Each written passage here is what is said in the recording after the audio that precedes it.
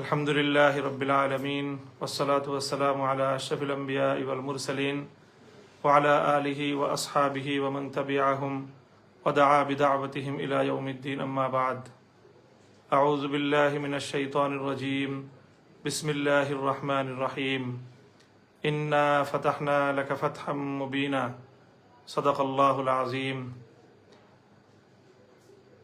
প্রিয় দেশবাসী, বাংলাদেশের সর্বস্তরের সকল জনগণ, সর্বশ্রেণীর সকল পেশার মানুষকে সর্বপ্রথম আমি স্বাগত জানাচ্ছি, অভিনন্দন জানাচ্ছি। আজকে একটি ঐতিহাসিক দিবস, 2024 সালের 5ই আগস্ট। বাংলাদেশের মানুষের জন্য ফ্যাসিবাদ মুক্তি এবং জুলুম ও শোষণের পিঞ্জর থেকে মুক্তির একটি ঐতিহাসিক স্বাধীনতার দিবস আজ। অনাগত কাল পর্যন্ত বাংলাদেশের মানুষ দ্বিতীয় স্বাধীনতা দিবস হিসেবে স্মরণ করবে ঐতিহাসিক 5ই আগস্টকে। অনেক ত্যাগ তিতিক্ষা, অনেক রক্তের নজরানা, অনেক শ্রম, অনেক মায়ের চোখের অশ্রু, অনেক বোনের আহাজারি, গগন বিদারী অনেক কান্নার পর কাঙ্ক্ষিত এই মুক্তির স্বাদ আজ আমাদের দেশবাসী উপভোগ করছে। এই আনন্দঘন মুহূর্তে সর্বপ্রথম আমি শুকরিয়া আদায় করছি আরশের মালিক মহান রব্বুল আলামিন, আল্লাহ পাক রব্বুল আলামিনের, যিনি আমাদের জাতীয় জীবনে এমন একটি আনন্দঘন সময়ের অবতারণা করেছেন, সৃষ্টি করেছেন। লাকাল হামদু ইয়া আল্লাহ ওয়া লাকাশ শুকরু ইয়া আল্লাহ।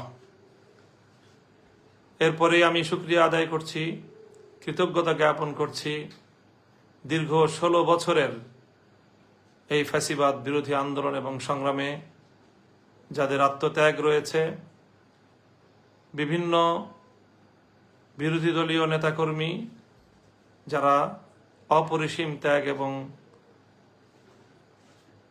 আত্মত্যাগ, বিভিন্ন জুলুম এবং নির্যাতনের শিকার হয়েও তারা যেভাবে ইস্পাত কঠিন দৃঢ়তা নিয়ে এই ফ্যাসিবাদের বিরুদ্ধে তাদের সংগ্রামকে অব্যাহত রেখেছেন, তাদের সকলকে, বিশেষত যারা এই সময়টায় গুম খুন সহ নানা নিপীড়নের শিকার হয়েছেন, সেই সকল মানুষগুলোকে আমরা স্মরণ করছি।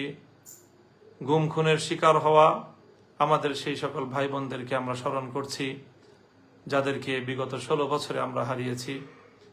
বিরোধী দলীয় নেতাকর্মী, বিএনপি, জামায়াতে ইসলামী এবং বিশেষ করে হেফাজতে ইসলাম সহ বাংলাদেশের ভিন্ন মতাবলম্বী মানুষের উপর, জনতার উপর ফ্যাসিবাদের যে ভয়াল আক্রমণ এ দেশবাসী প্রত্যক্ষ করেছে, বাংলাদেশের ইতিহাসে এই 16টি বছর কালো অধ্যায় হিসেবে বিবেচিত হবে।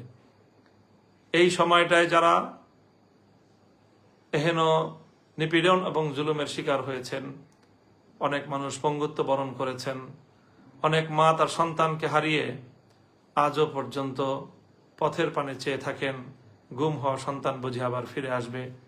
সেই সকল মায়েদেরকে আমরা সালাম জানাই। সেই সকল মায়েদের মুখে আমরা মনে করি আজ কিঞ্চিত পরিমাণ হলেও এ জাতি হাসি ফোটাতে পেরেছে। এ জাতির দামাল কামাল তরুণ সন্তানেরা সেই সন্তান হারা মায়ের বুকে একটু হলেও সান্ত্বনার পরশ বুলিয়ে দিতে পেরেছে। তো আমি এই 16 বছরের নিপীড়নের শিকার সকল ব্যক্তি এবং পরিবার এবং সকল সংগঠনগুলোকে আমি কৃতজ্ঞতা জ্ঞাপন করছি। সেই সঙ্গে বিশেষভাবে স্মরণ করতে চাই 2013 সালের 5ই মে ভয়াল কালো রাতে শাপলা চত্বরে রাসূল আকরাম সাল্লাল্লাহু আলাইহি ওয়াসাল্লামের ইজ্জত এবং সম্মান রক্ষা, ফ্যাসিবাদের মোকাবেলায় যে তৌহিদি জনতা শাপলা চত্বরে জড়ো হয়েছিল নাস্তিক্যবাদের বিরুদ্ধে, সেখানে রাতের অন্ধকারে যে তাদের উপর গণহত্যা পরিচালনা করা হয়েছিল, সেই হত্যাকাণ্ডের শিকার সকল শহীদদেরকেও শ্রদ্ধা ভরে স্মরণ করছি। আল্লাহ তাদের সকলের শাহাদাতকে কবুল করুন। সেই সঙ্গে 2021 সালে বাংলাদেশের স্বাধীনতার সুবর্ণ জয়ন্তী অনুষ্ঠানকে কেন্দ্র করে যে ক্র্যাকডাউন, যে নির্যাতন হেফাজতে ইসলামের আলেম ওলামা এবং দেশবাসীর উপর চালানো হয়েছে, দীর্ঘ 3 বছর পর্যন্ত শত শত সহস্রাধিক হেফাজতের নেতাকর্মী বৃন্দ এই স্বৈরাচারী ফ্যাসিবাদের দ্বারা জুলুম এবং নির্যাতনের শিকার হয়েছে, কারাভোগ করেছে, তাদের সকলের শুকরিয়া আদায় করছি এবং তাদের সকলকে আজ শ্রদ্ধা ভরে স্মরণ করছি।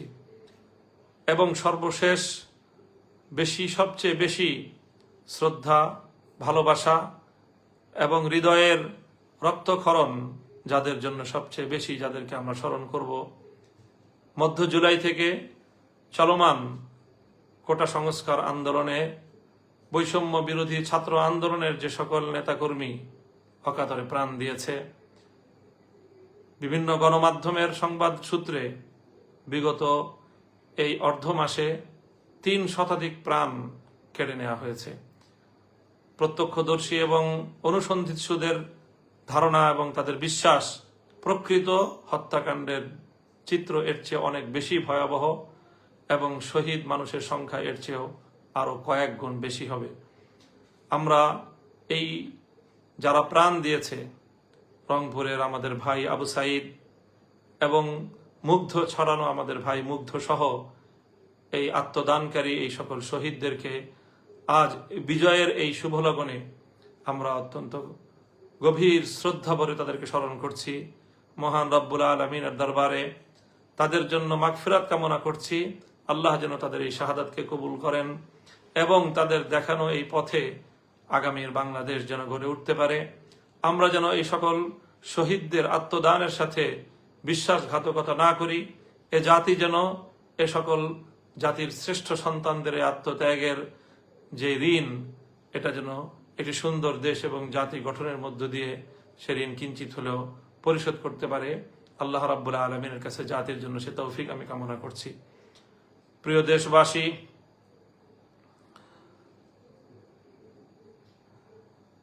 এই আন্দোলনে দেশের সকল ছাত্র জনতা যেভাবে সম্পৃক্ত ছিল, পাবলিক বিশ্ববিদ্যালয়, প্রাইভেট বিশ্ববিদ্যালয়, কলেজ, স্কুল লেভেল সহ এই সকল শিক্ষা প্রতিষ্ঠানের ছাত্রছাত্রীরা যেভাবে তারা জীবনের মায়া ত্যাগ করে সত্যকে প্রতিষ্ঠার জন্য, বৈষম্যকে উৎখাত করে একটি ন্যায় ও সাম্যপূর্ণ জাতি গঠনের লক্ষ্যে তারা যেভাবে মাঠে নেমে এসেছিল, আমার এই স্কুল, কলেজ, বিশ্ববিদ্যালয় পড়ুয়া শিক্ষার্থীদের সাথে কাঁধে কাঁধ মিলিয়ে আমাদের বাংলাদেশের টেকনাফ থেকে তেতুলিয়া পর্যন্ত মাদ্রাসা শিক্ষার্থীরাও তাদের ভাইদের সাথে সংহতি প্রকাশ করে তারা মাঠে ময়দানে ভূমিকা পালন করেছে।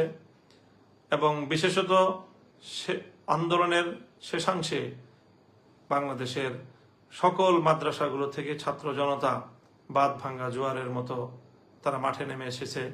ফ্যাসিবাদের বিরুদ্ধে জাতীয় এই জাগরণে সাধারণ শিক্ষাধারার শিক্ষার্থীদের সাথে আমার মাদ্রাসার শিক্ষার্থীরাও কাঁধে কাঁধ মিলিয়ে মাঠে ভূমিকা পালন করেছে, যেটি বাংলাদেশে এক অনন্য, অনিন্দ, সুন্দর দৃষ্টান্ত স্থাপন করেছে।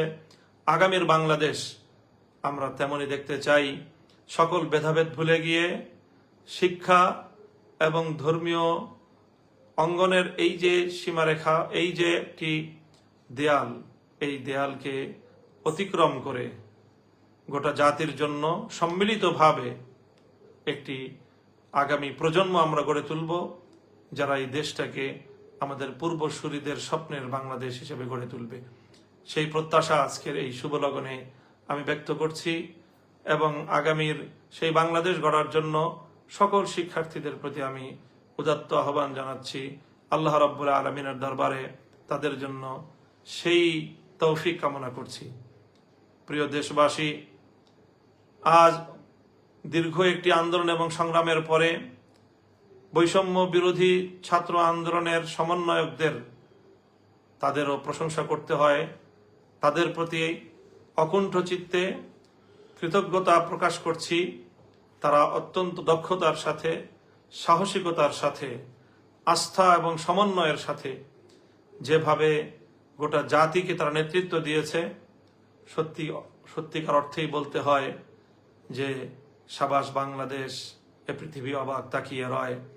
আমাদের তরুণ যুব প্রজন্ম, ছাত্র নেতৃত্ব আগামী দিনের তারা জাতীয় নেতৃবৃন্দকে একটি উত্তম দৃষ্টান্ত উপস্থাপন করে দেখিয়েছে কিভাবে একটি জাতিকে পরিচালনা করতে হয়, কিভাবে একটি বিপ্লবকে পর্যায়ক্রমে সাফল্যের দুয়ারে উপনীত করতে হয়, চূড়ান্ত সফলতা কিভাবে ঘরে তুলতে হয়, এবং সেজন্য যে ত্যাগ এবং কোরবানি স্বীকার করতে হয়, সেজন্য জালিমের রক্তে চক্ষুকে কিভাবে উপেক্ষা করতে হয়, সেভাবে কিভাবে রিমান্ডে নির্যাতনের মুখেও অকুত ভয় এবং স্থির থাকতে হয়, অটল এবং অবিচল থাকতে হয়।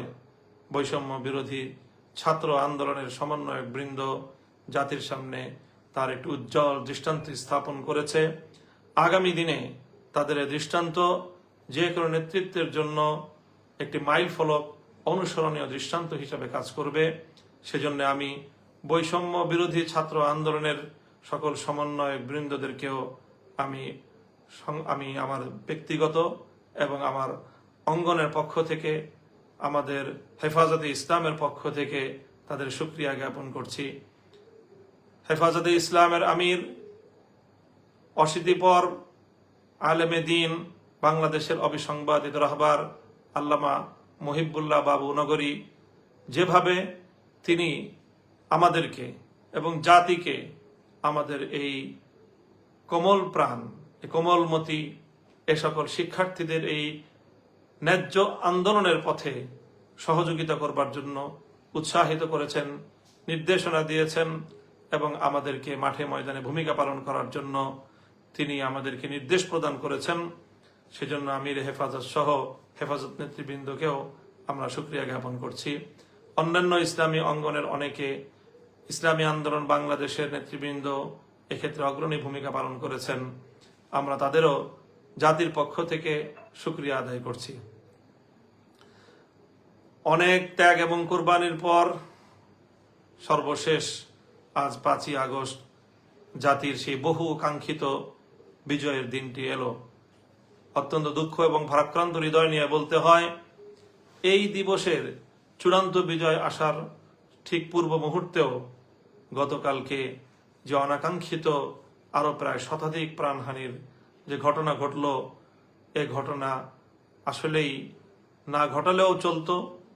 যারা ক্ষমতার মসনদকে আঁকড়ে ধরে রাখার যে এক জেদ, যে জেদ মানুষকে কোন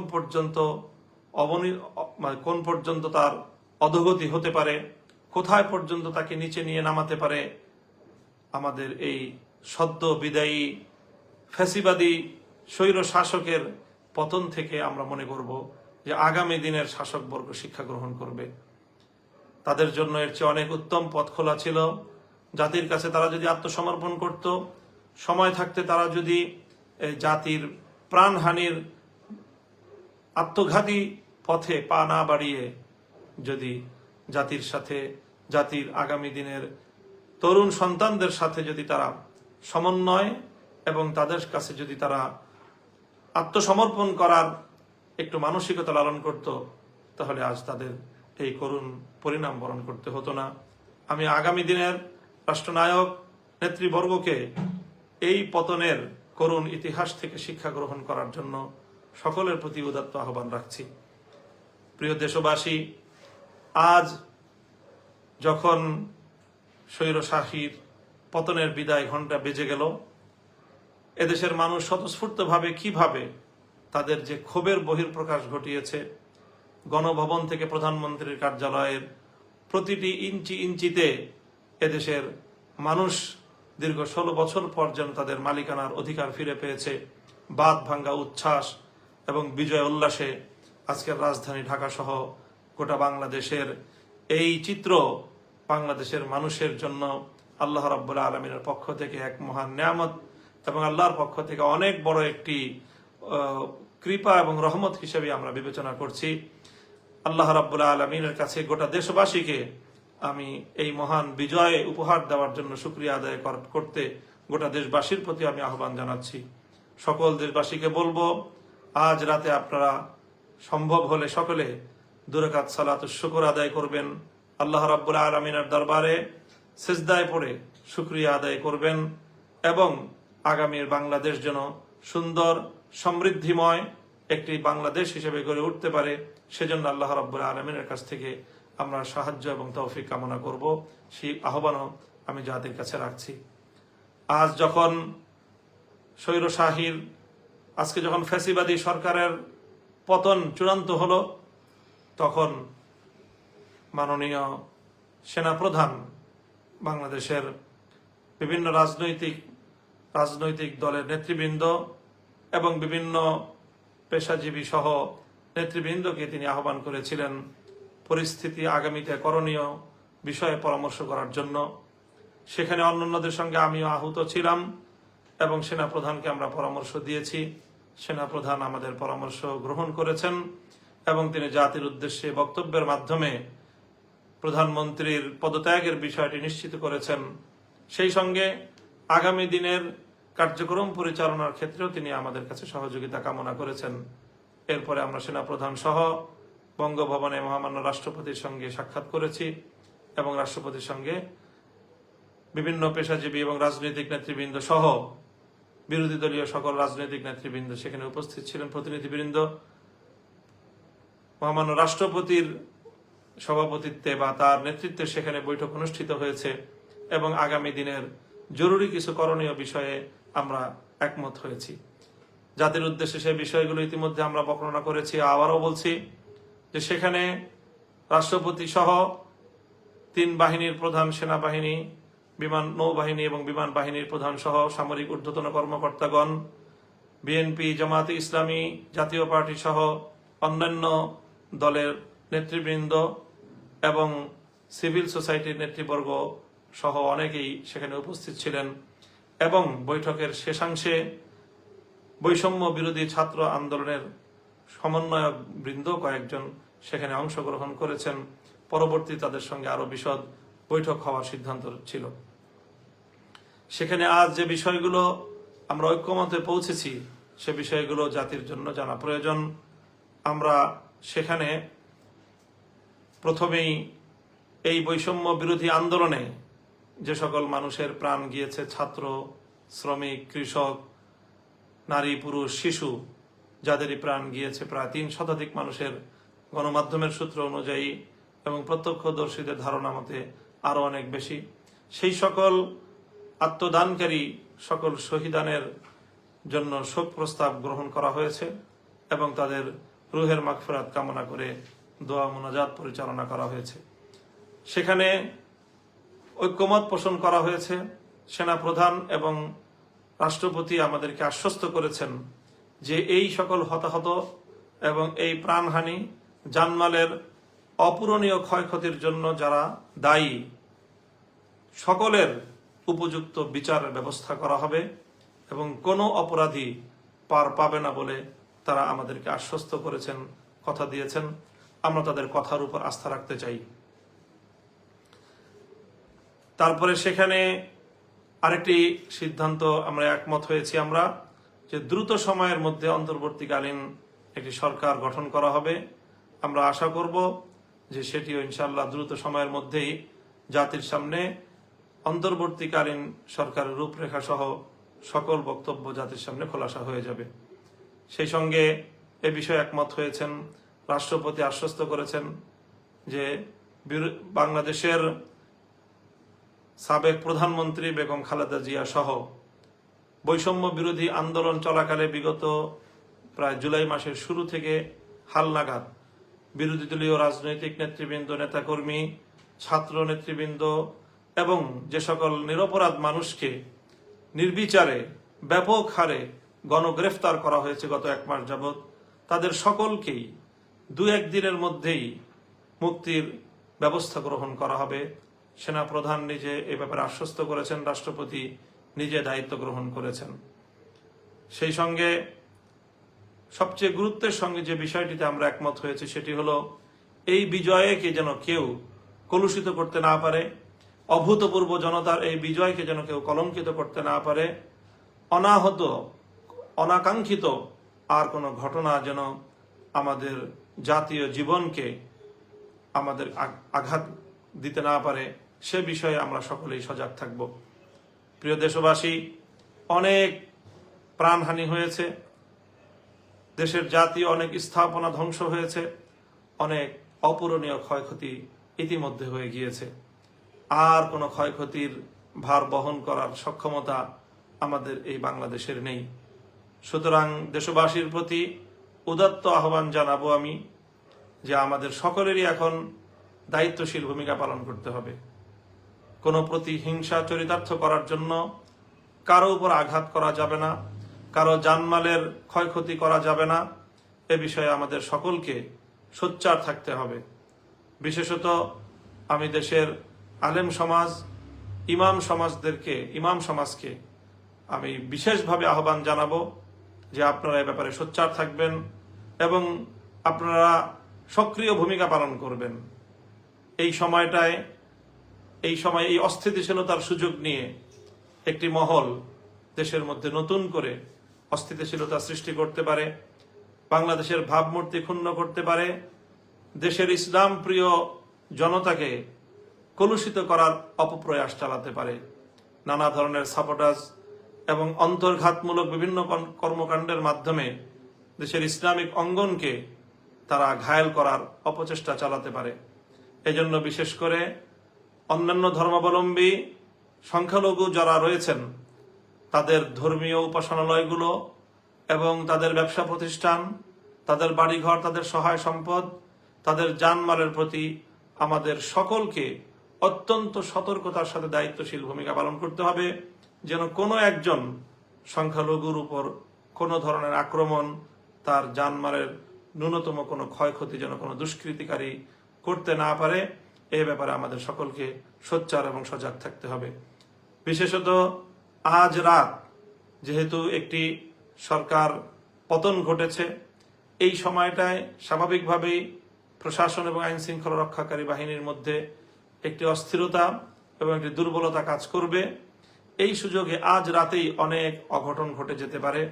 এই জন্য আমার বক্তব্য যারা শুনছেন তাদের সকলের প্রতি আমার উদাত্ত আহ্বান যে আজ রাত অন্তত আপনারা পাড়ায় পাড়ায়, মহল্লায় মহল্লায় এলাকাবাসীকে নিয়ে, মসজিদের মুসল্লিদেরকে নিয়ে আপনারা রাত্রি জাগরণ করুন। অবশিষ্ট রাতের শেষ প্রহর, রাতের আধারে কোনো অঘটন যেন কেউ ঘটাতে না পারে, সেজন্য আপনারা দায়িত্বশীল ভূমিকা, প্রহরার ভূমিকা আপনারা পালন করবেন। হিন্দুদের মন্দিরগুলো, প্যাগোডাগুলো এবং বৌদ্ধদের উপাসনালয়, অন্যান্য খ্রিস্টানদের উপাসনালয়, গির্জাগুলো, সেগুলো সহ তাদের সকল স্থাপনা, তাদের ব্যবসা প্রতিষ্ঠান, তাদের বাড়িঘর, এগুলোর প্রতি আমরা বিশেষভাবে পাহারাদারি করব, যাতে কোনো দুষ্কৃতিকারী এই সকল ক্ষেত্রে কোনো আঘাত করে, আক্রমণ করে দেশের মধ্যে যেন কোনো অস্থিতিশীলতা সৃষ্টি করতে না পারে, বিশ্ব দরবারে বাংলাদেশের ভাবমূর্তি যেন কোনোভাবেই ক্ষুণ্ণ করতে না পারে। সেই সঙ্গে আরেকটি বিষয় আমি বিশেষভাবে আন্দোলন সংগ্রামে সক্রিয় সকল ছাত্র জনতা এবং ধর্মপ্রাণ তৌহিদি জনতা, বিরোধী দলের সকল নেতাকর্মী, সকলের প্রতি আরেকটি বিষয়ও আমি উদাত্ত আহ্বান জানাই। আল্লাহ রাব্বুল আলামিন আমাদেরকে যে ঐতিহাসিক বিজয় দান করেছেন, ক্ষুদ্র ব্যক্তিগত প্রতিহিংসা চরিতার্থ করার জন্য আমরা এই মহান বিজয়কে কোনোভাবেই কলুষিত করার অপপ্রয়াস চালাবো না। এই বিজয়কে দেশের জন্য, জাতির জন্য একটি উত্তম এবং উন্নত ভবিষ্যৎ বিনির্মাণে আমরা উৎসর্গ করতে চাই। সেই হিসেবে কেউ ব্যক্তিগত রাজনৈতিক প্রতিহিংসা, রাজনৈতিক প্রতিপক্ষকে ঘায়েল করার মোক্ষম সুযোগ হিসেবে এটিকে কেউ ব্যবহার করার চেষ্টা করবেন না। সেই সঙ্গে আমরা আরেকটা কথাও বিশেষভাবে বলবো যে চলমান এই আন্দোলনে সরকারের নির্দেশ পালন করতে গিয়ে বা সরকারের বৈধ বা অবৈধ আনুগত্য করতে গিয়েও আইন শৃঙ্খলা রক্ষাকারী বাহিনী, বিশেষত পুলিশ বাহিনী অনেক ক্ষেত্রেই তারা জনতার উপর চড়াও হয়েছে। রাষ্ট্রীয় পেটোয়া বাহিনী হিসেবে মানুষের জানমালের অনেক ক্ষয়ক্ষতি করেছে এবং অনেক ক্ষেত্রে তারা সীমা লঙ্ঘন করেছে, এতে সন্দেহের কোনো অবকাশ নেই। কিন্তু মনে রাখতে হবে যে পুলিশ বাহিনী একটি বাংলাদেশের আইন শৃঙ্খলা রক্ষাকারী বাহিনী। তারা তৃণমূল পর্যায়ে দেশে আইন শৃঙ্খলা রক্ষা করে থাকে। এখানে যেরকম অপরাধী রয়েছে, ফ্যাসিবাদের পাঁচাটা গোলাম যেরকম রয়েছে, এখানে অনেক ভালো দেশপ্রেমিক, মানুষের জন্য কল্যাণকামী অনেক পুলিশ ভাইরাও সেখানে রয়েছেন। কাজেই তাদের কাউকে একজনকে আরেকজন থেকে আমরা আলাদা করে পুলিশের ইউনিফর্ম দেখে আলাদা করে পরিচয় করার, পরিচিত করার, চেনার কোনো উপায় নেই। কাজে এই সময়ে সেই আমাদের ক্ষোভগুলোর কারণে নির্বিচারে কোনো পুলিশের উপর, থানার উপর হামলা করার যে সকল দুঃখজনক ঘটনাগুলো ঘটছে, এ বিষয়েও আমি দেশবাসীর প্রতি সংযমী ভূমিকা পালন করার উদাত্ত আহ্বান জানাচ্ছি যে আপনারা এই ধরনের আর কোনো থানায় আক্রমণ ঘটানোর মতো দুঃখজনক বেআইনি কার্যক্রম আপনারা কেউ করবেন না। আইন নিজের হাতে তুলে নেবেন না। দেশ সেক্ষেত্রে বড় ধরনের হুমকির সম্মুখীন হয়ে পড়বে।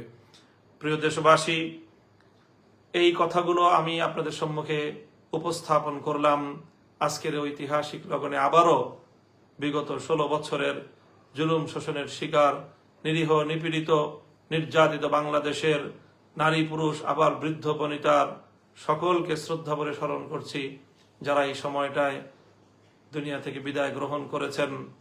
বিশেষ করে আমাদের হেফাজতে ইসলামের মরহুম আমির আল্লামা আহমদ শফি, আল্লামা জুনায়েদ বাবু নগরী, আল্লামা নূর হোসেন কাসেমি মহাসচিব, আল্লামা নুরুল ইসলাম মহাসচিব, যারা হেফাজতে ইসলামকে আজকের এই পর্যায়ে উপনীত করে আমাদের মাঝ থেকে বিদায় নিয়েছেন, তাদের রুহের মাগফিরাত কামনা করছি। আল্লাহ তাদেরকে জান্নাতের উচ্চ মাকাম দান করুন।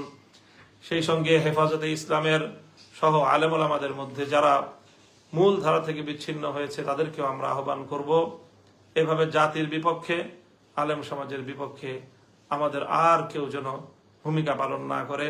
আজকের এই ঐতিহাসিক, এই অভূতপূর্ব বিজয়ের দিনে আমরা গোটা জাতির প্রতি অকুণ্ঠ চিত্তে তাদের প্রতি শ্রদ্ধা এবং শুকরিয়া জ্ঞাপন করছি। মহান আল্লাহ রাব্বুল আলামিনের দরবারে আবারও শুকরিয়া আদায় করছি এবং সকলকে আহ্বান জানাচ্ছি, আসুন আমরা সকলে হাতে হাত রাখি। ছাত্র জনতার প্রতি বলবো, স্কুল, কলেজ, ভার্সিটি, মাদ্রাসা সকলে হাতে হাত রেখে একটি সুন্দর, সমৃদ্ধ একটি দেশ এবং একটি জাতি, যেখানে সকলে যার যার অধিকার পাবে, যেখানে অকুণ্ঠ চিত্তে আমরা আমাদের রবের গোলামি করতে পারবো, আল্লাহ রাব্বুল আলামিনকে আমরা ডাকতে পারবো, আল্লাহর দ্বীনকে বিজয়ী করার একটি অনুকূল ভূমি আমরা আগামী দিনে উপহার পাবো। এরকম একটি বাংলাদেশকে আমরা গড়ে তুলবার জন্য সকলে যার যার জায়গা থেকে ভূমিকা পালন করব। আগামীর সুন্দর বাংলাদেশ গড়ার প্রত্যয় নিয়ে এবং সেই প্রত্যাশা ব্যক্ত করে আমি আজকের বক্তব্য এখানেই শেষ করছি। সকলে দোয়া করবেন, দেশের জন্য দোয়া করবেন, আমার জন্য দোয়া করবেন, আগামীর বাংলাদেশ গড়বার জন্য আল্লাহ রাব্বুল আলামিনের সাহায্য কামনা করবেন। ওয়া আখিরু দাওয়ানা আনিল হামদুলিল্লাহি রাব্বিল আলামিন। আসসালামু আলাইকুম ওয়া রাহমাতুল্লাহ।